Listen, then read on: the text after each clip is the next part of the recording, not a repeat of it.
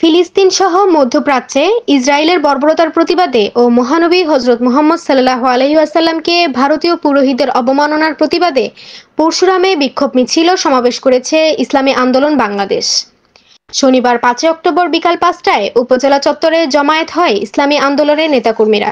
সেখান থেকে বিক্ষোভ মিছিল বের করে পরশুরাম বাজারের বিভিন্ন সড়ক প্রদক্ষিণ করে মিছিল পরবর্তী সংক্ষিপ্ত সমাবেশে উপস্থিত ছিলেন ইসলামী আন্দোলনের ফেনী জেলা উপদেষ্টা মাওলানা কাজী গোলাম কিবরিয়া, ইসলামী যুব আন্দোলন ফেনী জেলা সভাপতি মুফতি সালাউদ্দিন আইয়ুবী, ইসলামী আন্দোলনের ফেনী জেলা প্রশিক্ষণ সম্পাদক মুফতি হাবিবুর রহমান, ইসলামী ছাত্র আন্দোলন ফেনী জেলার সাবেক সভাপতি মাওলানা হারুনুর রশিদ, ইসলামী আন্দোলনের সাবেক উপজেলা সভাপতি মাওলানা আমিনুল ইসলাম আমিন,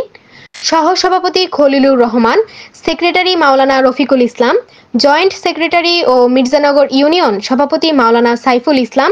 বাংলাদেশ মুজাহিদ কমিটি পরশুরাম উপজেলার সাবেক সদর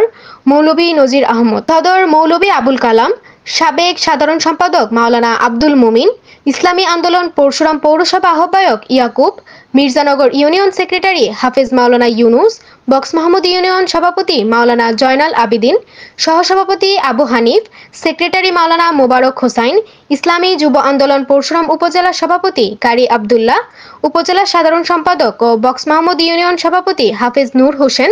বক্স মাহমুদ ইউনিয়ন সাধারণ সম্পাদক নুরুল ইসলাম আল আমিন, পৌর সভাপতি মাওলানা সাইদুর রহমান আশরাফি, পৌর সাধারণ সম্পাদক আমিনুল ইসলাম, মির্জানগর ইউনিয়ন সভাপতি মাওলানা আব্দুর রাজ্জাক, সাধারণ সম্পাদক মুহাম্মদ সাদ্দাম, ছাত্র আন্দোলন পরশুরাম উপজেলা আহ্বায়ক আরিফুল ইসলাম,